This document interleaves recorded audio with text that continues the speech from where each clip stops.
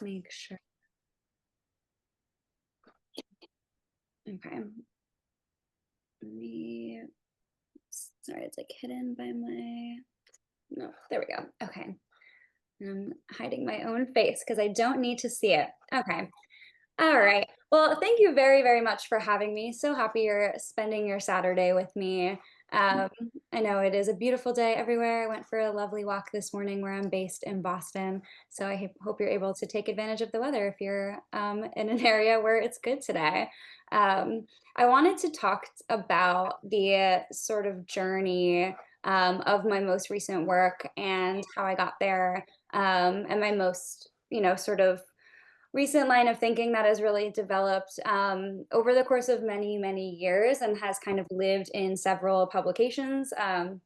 But I think the sort of core of this work started around the time that I started grad school. I started my master's at VCU in Richmond in 2018. And a few months before I started that program, my grandmother, my mom's mom, died maybe 6 months or so before school started. And so it was a really strange time because I was feeling really drawn to making work in that space, which is New Jersey. And then I was living in Richmond, which I had zero connection to. Culturally, I didn't know anyone there. Landscape wise, there, I felt very kind of disconnected. And so I was spending a lot of that first kind of semester or two of grad school going back to New Jersey a lot and really just thumbing through all of my grandmother's stuff. She was a meticulous record keeper. And really just sort of organized everything in this sort of non-hierarchical way that was really interesting. And so this was really just preliminary research at first, where we would find, old photographs, and you can see here she kept my aunt's teeth in a bag. We have a photograph here of her father in Cuba, where she was born and raised. And so it really was a good research into sort of figuring out this loss and figuring out the kind of world that built up the world of my grandmother in her home. Um, and a lot of her home itself was really interesting to me as well. There was a lot of strange, like kind of darkness infused Judaica, is kind of how I keep referencing it back to this period, where she would have these historical photographs, like the one on the left. Of her in Cuba growing up. My great grandparents ended up there because they left pre-Nazi Germany, and the rest of my entire family died in the camps. But this certain subsection of family ended up in Cuba and then ended up in America by a very twisty, turvy way. Which I think really impacted the amount of records that she kept. Like she really, truly held on to everything. And it created a lot of layers and strange overlappings in her home. Like the image in the middle is a photograph that I made. The image on the top is a photograph from when I was like maybe 15 or 16, feeling angsty in an abandoned car or abandoned like train car in the woods. And the way that she has it like layered over top of this other image of this woman crying is just like so odd to me. It's like this really there was a kind of darkness and richness within this space that I was feeling really drawn to. But namely, there was a lot of Judaica. And some of it was treated very preciously, and some of it was treated very non preciously. And so I was really interested in all of these aspects. I was interested in this house, and photographing inside of the house. And it started to slowly expand beyond this kind of stage of preliminary research into the starting of making photographs. I've always been a portrait photographer, and I've worked with my own mother for many years. We've made a project together separately, sort of separately, I guess, at this point, for about a decade. And so I was kind of combing through these archival photographs and feeling really drawn to this house.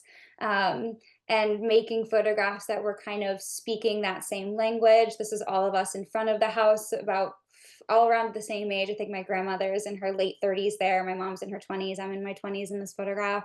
And really just thinking about archives in this way.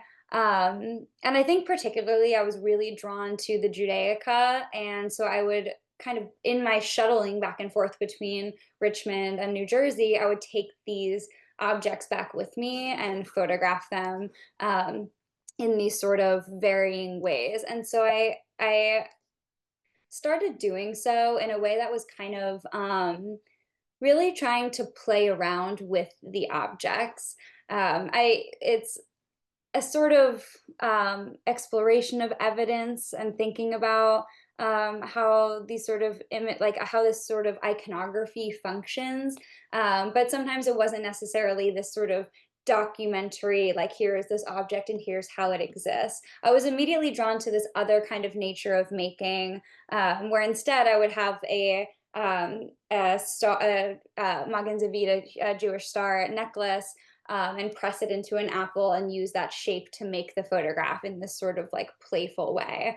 And so I was really interested in that and drawn to that and started really making work along that vein of kind of using and expanding Judaica objects, keeping them in line with sort of the involvement of the body in some way. I've always been a portrait photographer, and so it felt like a really kind of natural extension of that. And so as I started playing with these objects, I was really starting to think about collective memory, and thinking about how these objects kind of exist in this longer chain, a chain of memory, a chain of usage, a chain of kind of constant inheritance and reinterpretation. And so naturally, the work started to kind of flow beyond my immediate bloodline, and my immediate like objects that my family in particular owns, and into this kind of larger stream of Judaica and thinking about Judaic thought, and thinking about how other people have been working with Jewish ritual and iconography in these kind of expansive ways. And so I started really making work thinking about this sort of intersection of Jewish ritual and iconography, but also how we can interpret and perform these actions and use these objects and really play with them. And also thinking about how Judaica in photographs kind of like furthers this sense of collective memory that I was interested in. And so I started photographing Jewish symbols to kind of like dwell in those intersections. Sometimes it was more, I was thinking about a physical object, like honey, which is used during the Jewish New Year as like a sweet start to the new year, and really thinking about isolating that object and putting it in a photograph in a more sort of direct way. And then other times I was interested in this sort of more interpretive, expansive way where I would find a ritual that really was speaking to me, and do a lot of this sort of around research, and think about how that could live in a photograph. And so, for a long period of time, during this kind of development of the work, I was really interested in Tehara, which is the ritual cleansing of a recently deceased body. Which is often performed by women for other women. And it's this kind of last kind gesture that you can do for a body. It's, you know, it's an act that can't be returned as a favor. And so I was really drawn to those ideas of kind of mercy and cleansing and water. And so I was doing a lot of research around that. And then it would lead to a photograph like this, where it's thinking about water, it's thinking about death. I had just actually stumbled upon this beetle on my back porch steps, and while I was doing this research, and so I was like thinking about bodies, and what we determine as sacred, where that water comes from. And so it was really kind of the in response to thinking about ritual in this very kind of expansive way. And so there were these kind of two veins of this sort of direct interpretation and exploration of Jewish ritual objects, and then also this kind of like more far out, thinking of how far we can really stretch and see how far these ritual ideologies can really go. And so I'd been working on that throughout grad school. When COVID hit, classic. My thesis semester was meant to be April 2020, so obviously it did not happen. I had to, you know, leave Richmond very quickly. We were like locked out of our studios. I like didn't have any of my equipment. It was like kind of a nightmare. And most importantly, I really didn't get to have a sort of marker for the end of this sort of body of work that I'd been so immersed in for several years, which felt so strange. And it felt like I really wanted to have a sort of demarcation of this body of work. And so that's where my first book came from, which is what we're looking at here, Kavana, which was published by Chris Graves Projects, an amazing publisher in Queens. And this came out in July 2020. And so pretty much as soon as the pandemic hit, I was really like, okay, I need to put this work somewhere else. I made this booklet. It's small, it's soft cover, it has 24 photographs in it. And it was the perfect kind of marker in a time when, you know, exhibitions were not happening, openings weren't happening. It felt like the perfect way to really get my work out into the world and to be able to share it. And it felt really really important to that process, that idea of sharing. And so the other major thing that happened around COVID time was I moved to a small beachside town in Rhode Island called Barrington. Someone in my grad school cohort, when the pandemic was unraveling, mentioned, because I was like, oh, I'm, you know, in a kind of not so great living situation. There's obviously nobody hiring, not sure what to do. And she was like, hey, you could go live in this house that belongs to my grandfather in Barrington. You guys can stay there for as long as the pandemic happens. And this was while people were thinking it would be like maybe a couple of weeks, maybe a couple of months.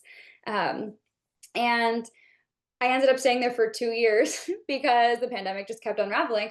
And it really shifted my mode of working. Everything was really slow. I suddenly was like totally outside of this grad school pacing, which is kind of designed for you to burn through ideas really quickly and be really prolific.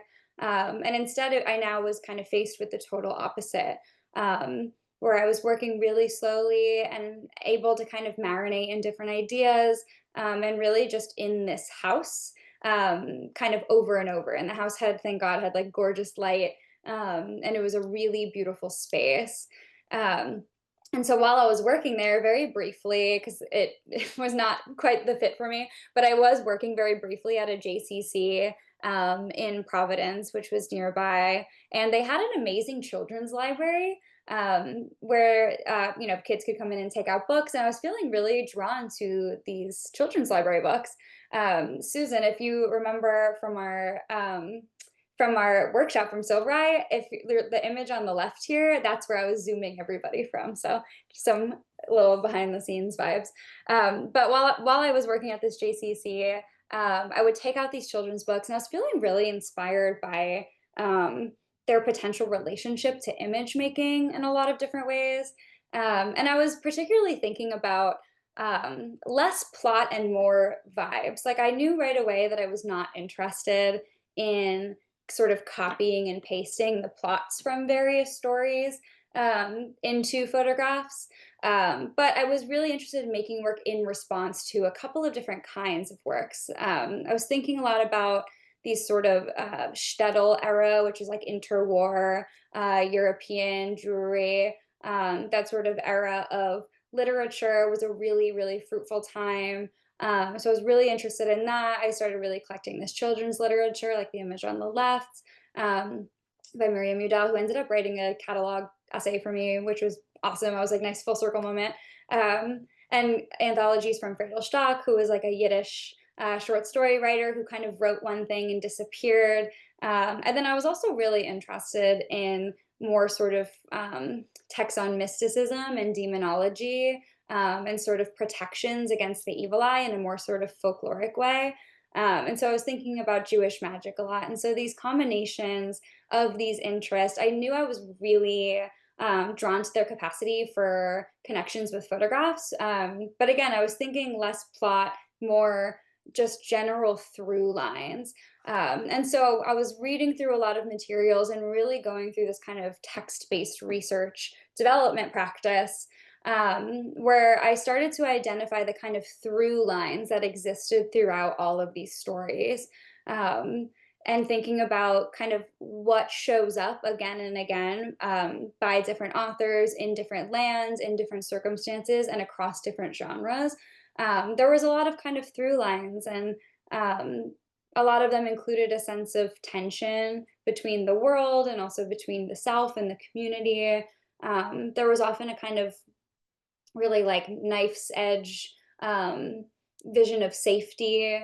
There was a lot of kind of impending doom, which I think we look back on now differently. But I think even in this writing, it's very kind of infused. There was a lot of repetition, things would repeat over and over across different spaces. There was a lot of intergenerational conversation, a lot of stories about memory and keeping memory, a lot of surrealist stories, very mystical stories. And all of these through lines are kind of punctuated by Judaica iconography. And so, of course, it's not in every scene, in every line, but they're all sort of grounded in these sort of Jewish frameworks by having Jewish characters or using Jewish objects or having Jewish ritual be sort of the framework around some of these larger stories with more sort of universal themes of fear and intergenerational memory and such. And so I started thinking about making the work from those through lines and really thinking about what those through lines look like in images.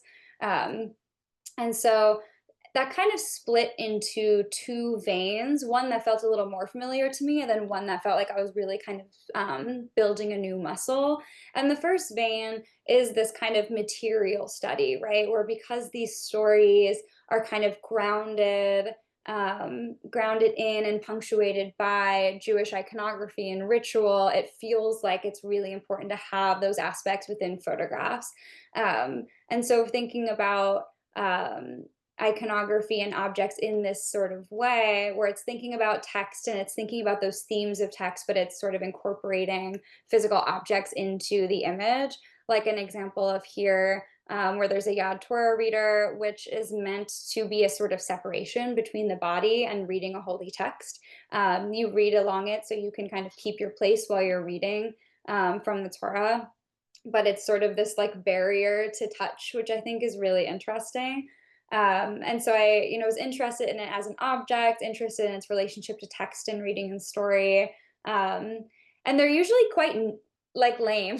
They're not lame. There's a whole art form of it, but they're very typically like a bar and bat mitzvah gift, like you give them to a teenager when they read from the Torah for the first time. Um, and they're a little, they're metallic. They have a short kind of stubby finger. And so when I came across this particular yad in a Judaica shop that is really stylistically so strange. Like it has this really elongated finger, it's pointed, it's wooden, it has this like really ingrained texture. I was super drawn to it, and that's sort of what was the deciding factor for having this in a photograph. And I really wanted it to be in this kind of delicate area of the body on someone with more lived experience in the skin. So it's all soft and it's poking into this kind of vulnerable place. Um, and so it's a kind of example of like a material study in that way.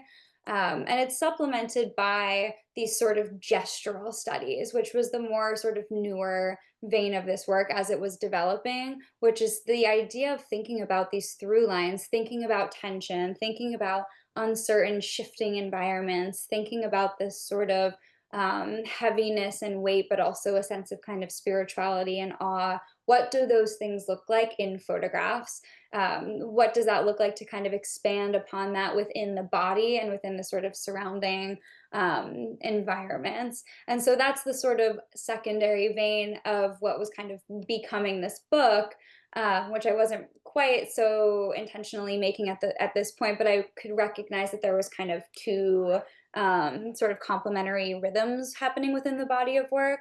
And so there are these sort of material studies and these sort of gestural studies that are really starting to kind of come together there.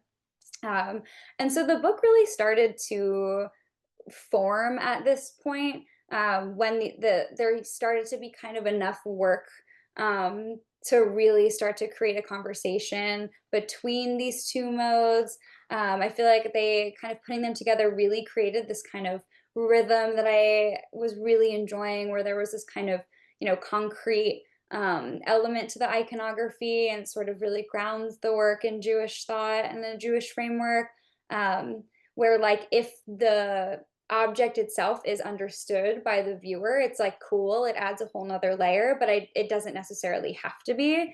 I think that it kind of functions independently, where it has these sort of universal elements that kind of show up throughout of these sort of through lines. Um, and it still kind of reads as like a springboard for kind of inventing visual narratives. And so these gestural studies kind of are supplementary in that they're kind of really leaning into the very mystical gestural approach to the work. It's really thinking about like bodily performance, embodiment, thinking about these Jewish themes through the body, in a way that feels a little more kind of allegorical and open ended, with these kind of like Judaic anchor points throughout the work. So that's another kind of example of this on this page where there's a sort of material study where on the image on the left, we're kind of immediately drawn to the object of pomegranates, which is used is in a very cross-cultural way. In the Jewish way, they're often used for the New Year as well. They're thinking about mitzvot, which is the commandments. In theory, there's supposed to be as many seeds in a pomegranate as commandments in the Torah, which is probably totally wrong, but it's a really beautiful metaphor. And they're also a sign for fertility, and bearing fruit and having this sort of connotation with birth. And so we're thinking about that as an object. We're thinking about how they're sort of resting delicately along the neck and along the sort of inner arm of this person. And it feels like it's this kind of like safe photograph where they're very sort of beautifully placed. And we also get this sense that um, that if her arm drops, these drop and it gets bruised, and we feel this sort of bruising. And so it's never really without this kind of imminent tension, but it's sort of orienting around the object. And then in turn, the more sort of gestural study that kind of goes nicely with this. Though I actually don't think these are anywhere near each other in the book. I just was like thinking about when I was putting this together of what kind of speaks to more gestural ideas of birth and fertility and intergenerational sort of holding. And this image harness felt like a really great example of that. Now that I've put these two together, actually, and actually I'm just noticing these red nails too. Love that. I have to like note this away for a future show because I've been organizing this a little differently. But it's a sort of this sort of like give and take between these two kind of modes. Um, and the other thing that I think about a lot with this work too is the sort of role of performance and thinking about how these stories themselves are not only written but performed and kind of animated through the body through photographs. Um, and so it actually kind of reminds me of a play. So we'll get a quick clip of The Dybbuk, which was a play from 1913 and made into a film in 37. And the sort of quick background before I show the clip is that it is the story of a young bride who is possessed by the Dybbuk, which is the ghost functionally of her lover on her wedding night to another man. And pay attention to the arms here. It's about a minute long. Ist ja Freudentanz gelegen.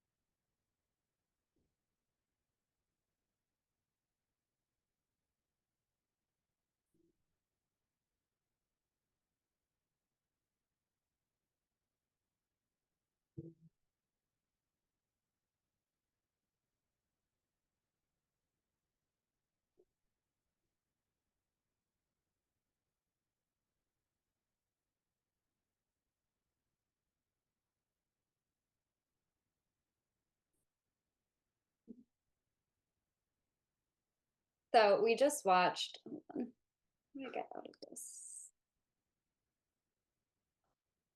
There we go. So we just watched a wedding scene that is kind of taken over by these ghostly figures, and we watch our main character Leia kind of leave this world and step into a different one and become kind of entranced with this like world of death and possibility. And it kind of builds into this like odd dancing with these really outstretched fingers. Very mystical, very dark. And so I think that has such a great relationship to image making and is a really real source of research and inspiration for me when thinking about these kind of gestural studies and how the work can kind of live in this kind of mystical, almost nondescript place. Like I had a show, this show at Brandeis that I opened in February, where these three photographs lived next to each other on a wall. And I love the sort of callback to the Dybbuk in this sort of very loose way, where it has these sort of outstretched arms and it's kind of ghostly and it's kind of dreamlike, and we're sort of in this trance. And I think it really kind of relates to these gestural photos in that way. And I mean, photography in general just feels like it's such a great medium for this exploration and these kind of constant retranslations of stories.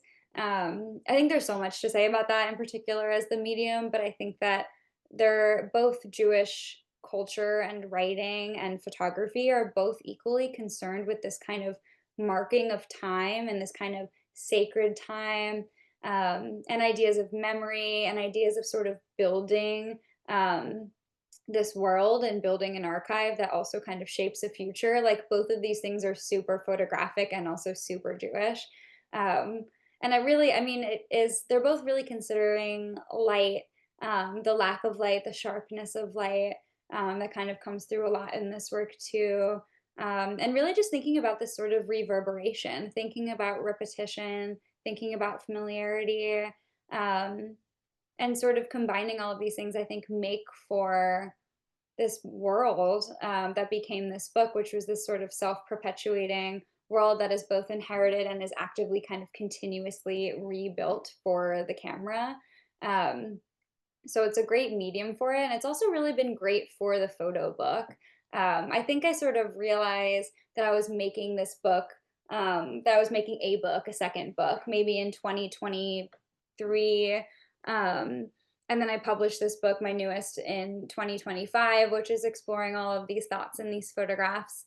And so when I went up to, which is St. Lucie Books, who's amazing, who's in Baltimore, who works specifically with photographs and text as their sort of publishing angle.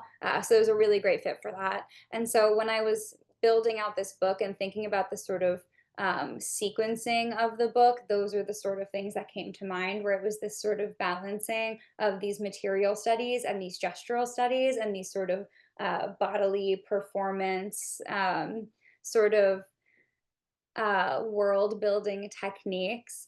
And so that's sort of influencing the way that the book is laid out, the way that things are next to each other. There's also a short story in the middle, on a sort of translucent kind of ghostly mystical paper, that I think was just a nice like meta nod to the story. It's a story about the sun as a ghost. So it kind of fits with the general universe inside of the book. Um, and then the last thing I'll say too is from the title, which is "We Will Return to You," and I always get questions about it. So I figured I'd share the context of where it comes from. There's a practice called Daf Yomi, which is studying a page of Talmud a day, which is Torah commentary. And as you finish a section, you say the following prayer, which is, "We will return to you, and you will return to us. Our mind is on you, and your mind is on us. We will not forget you, and you will not forget us, not in this world and not in the next world." And so it's a gorgeous prayer because it's one of the few where you're not talking to a sort of spiritual higher power, you're kind of talking to the text. It's this promise that you will indeed return to the text and repeat the same cycle over and over, which is what you are meant to do when you finish this cycle of page a day. It takes about 7.5 years.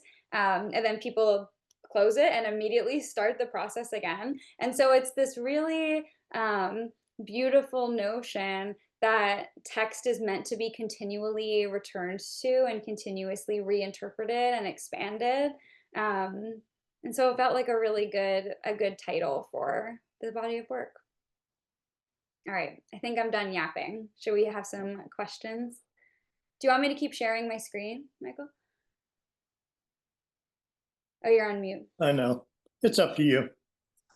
Yeah, we can keep it up for now if anyone wants to like point to something Yeah. specifically. Anybody? Jim?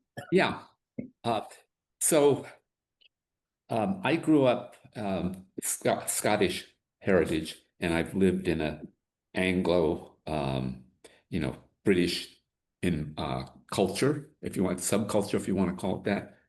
And um, I have had experience with other cultures because I lived in a Mexican barrio for a while. And so my question, from what you've been talking about, I assume that you're heavily involved in the Jewish culture, but Yeah.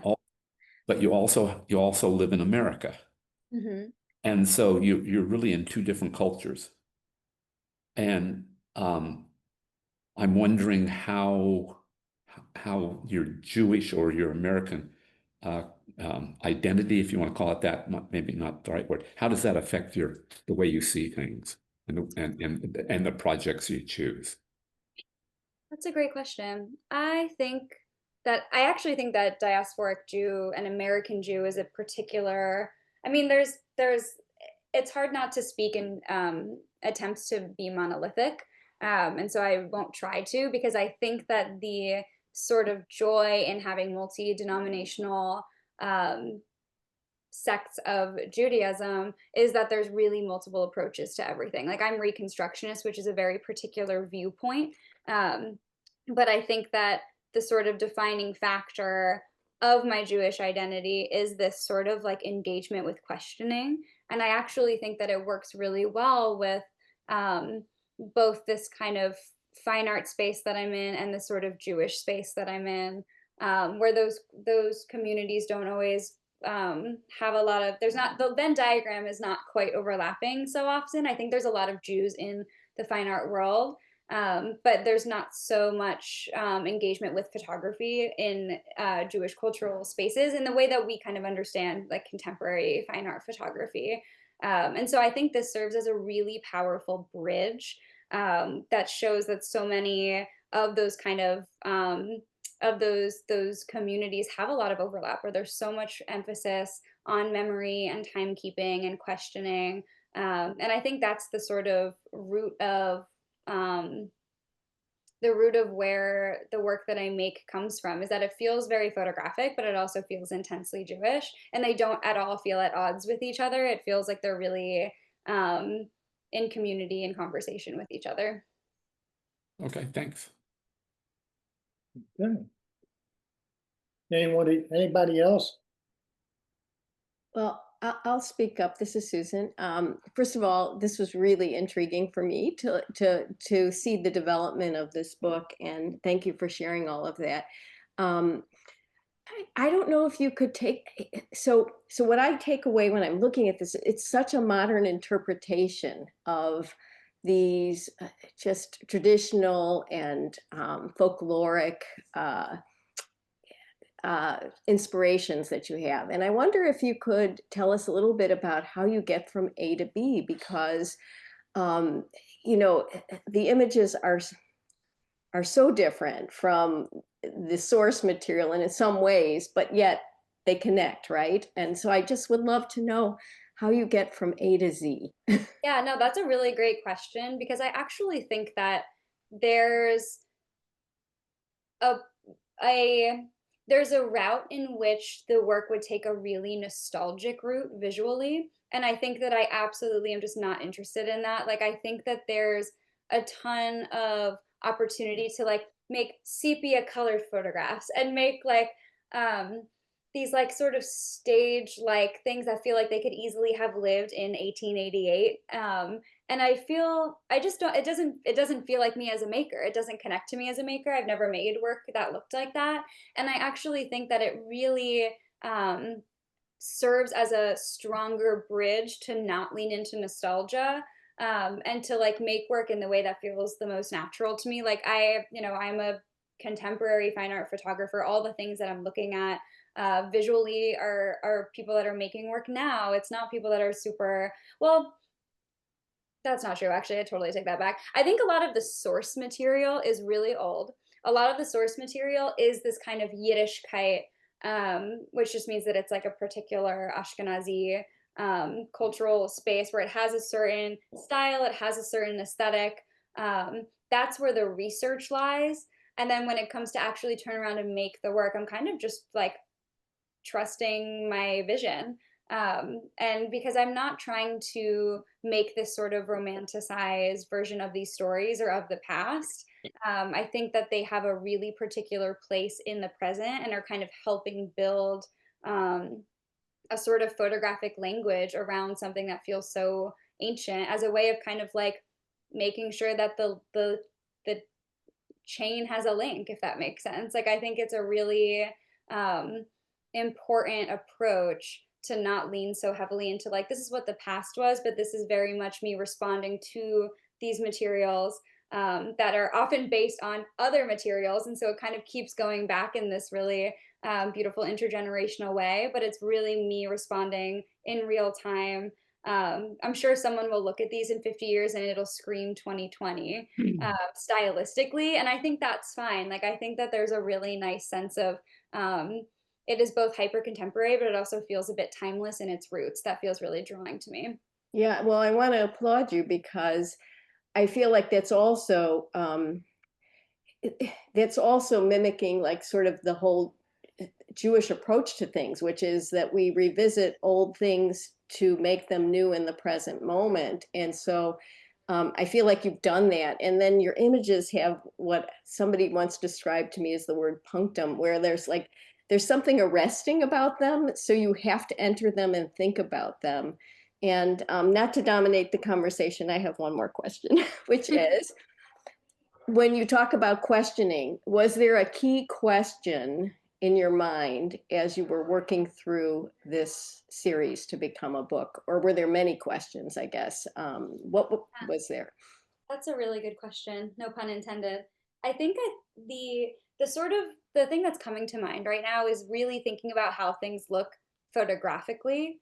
Um, Felt the most inspiring to me because I think it takes a layer of maybe like reverse engineering to look at a story that was written in like 1932, read a story, and it's about actually I have a good example of this from this presentation. Let me go back. This is a good example of like getting from A to Z, where this story in Yiddish, which I read in translation. I'm not fluent, but I read this story, and it's about a young girl who lost her father, and speaks to the birds to try to get them to reveal the location. And they tell her that he is somewhere after the far forest. And I was thinking about that and thinking about how that felt in a photograph. And there was actually something about the wording of that he's after the forest, like he's not like the way that they describe that in time-based language rather than locational language was so interesting to me, and such an odd way to speak. And the fact that it's just casual mysticism, like it's casual surrealist talking to birds, and they're telling her the time in which she will find her father. It is after the far forest. That was really drawing to me. And so the question that emerges from that is, how does that look visually? How does that live photographically? And so when I went to make this image in a sort of response, it's very subtle, but you'll notice that there's two suns in this photograph where I'm leaned over, my hands are kind of outstretched behind me, very bird-like, thinking about this sort of callback to this tale, both sort of flying, but also kind of grounded. And then obviously there's the sun, the normal sun, which is you can see in the highlight on my hair and on the tops of my hands, on the tops of my arms. But there's a subtle second sun through a reflected light underneath me, where it kind of hits the jaw and the bottom half of my face up to my ears. And it really kind of sandwiches me in between this sense of like quote unquote time, where if we're like watching the sun go by and marking time, there's now two of them and I'm kind of floating. And so that's kind of a long-winded answer for like thinking about the sort of central questions of the work. And it is mostly that how does a sort of Jewish sensibility, Jewish ideas, how do Jewish ideas live in a sort of contemporary visual culture is a sort of central thought. Hello. Can you hear me? Yeah. So I appreciate the way you've done this. It's wonderfully done. Were you brought up in a Orthodox family? No, I was Reform. Before. And I don't know if I'm personally offending anyone in here, but Reform is not my bag these days. I think it has a very narrow approach to some Jewish texts where I think they strip a lot away. And I think there's a big relationship between Reform communities and like assimilating into dominant American culture, which is largely a Christian culture. And so as an adult, it's not really the denomination I identify with. And so these days I am Reconstructionist because I think it's way more active.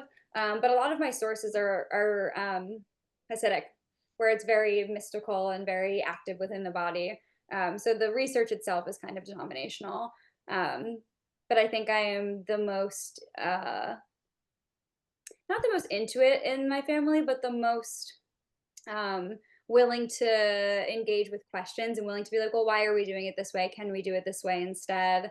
I like write my own Haggadah for our family Seder. Like it's more, to me, it feels way more active to be sort of constantly kind of retranslating, both photographically and just like culturally in a sort of family or community space. I guess like any fabulous document, the Constitution, the Torah, these religious symbols, Shakespeare, you can try and make it into a lively, more current explanation of what went on. I agree. Hannah, it's wonderful. I love listening to you. Thank you. Thank you. Okay, anybody else? You're muted. Go ahead, Jim. No, I'm saying that lady had her hand up. She's Debbie, muted. Can There you you hear go. me? Yes. Can you? Oh, Debbie. So I was brought up Reform, had a boyfriend who was Orthodox. And so I would, in high school, I would walk to the shul every Saturday. And my parents, who were brought up Orthodox, probably thought, oh my gosh. So I was not bat mitzvahed because back in the dark ages, women were not. But I had a bat mitzvah when I was 50. Cool. So also about 10 years later, I studied in the Chabad. I wanted to learn Hebrew and learn the prayers that would benefit me. So I think you covered a lot. And I even studied the Zohar. And I think it's all very interesting. And as a Jew, we were brought up to question. And that's what you're doing. So kudos to you. Thank you. I appreciate that. Okay, I'll say one more thing. It seems like Michael and I might be the only non-Jews here. And so I don't know about Michael, but a lot of things you're talking about, I have no reference for. So I think it's kind of interesting, but it's interesting because I don't understand it in one way, but I enjoy listening to people talk about it. Yeah, I mean, I think that's important to me too, where like I was mentioning, I think it's nice when you understand the reference point, especially if it's a more material-based study photograph. Like it's a cool thing as a Jew or as someone who knows what this source material is, because not all Jews do. A lot of Jews will walk into like a show of mine and be like, I don't know what that is. I haven't seen it before. Or it wasn't in my practice, or my practice did it differently or whatever. But if there's some kind of familiarity, I do think it adds a nice like fun layer of extra interpretation. And I in no way think that I don't think there's many barriers to entries within this work. Like I do think that it kind of lives in this very porous space where it's very open-ended. It feels like a lush forest for people to walk around, and they don't really need to be able to identify all the plants, so to speak, to kind of get the general sense of the environment they're in. And so that feels like a good kind of centering gesture. Like when I feel like I'm making work that feels too hyper specific or not specific enough, it's nice to kind of recenter and remind myself that that feels like that's where the work is the most successful, is when it is accessible and also has layers. It kind of balances.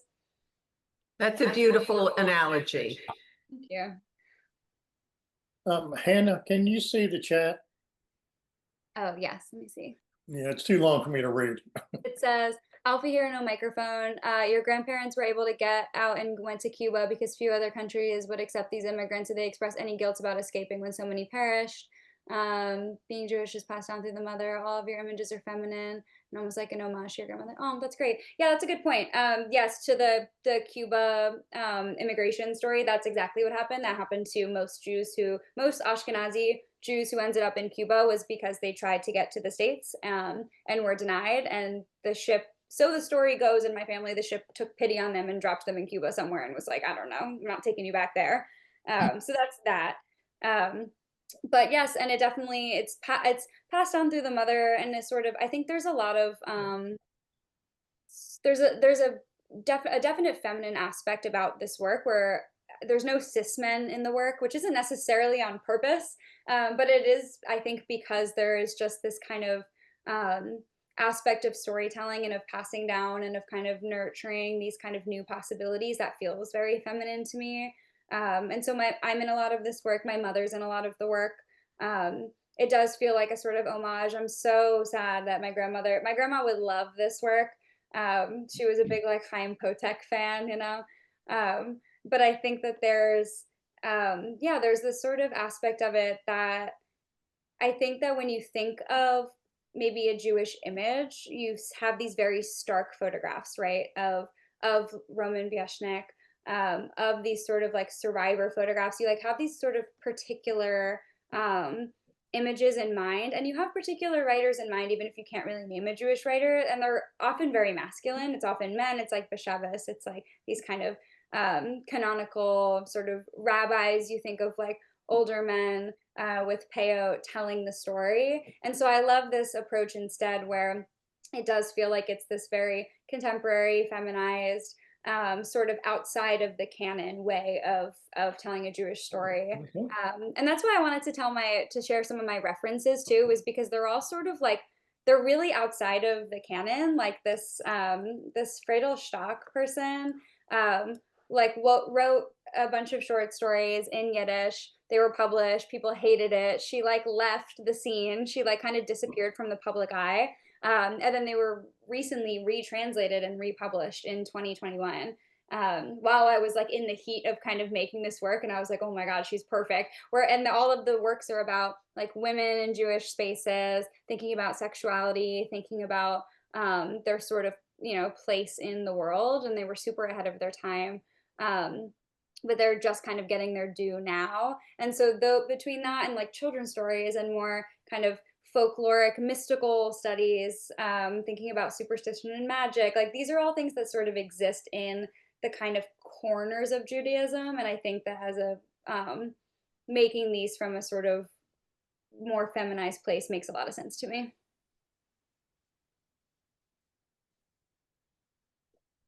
Okay.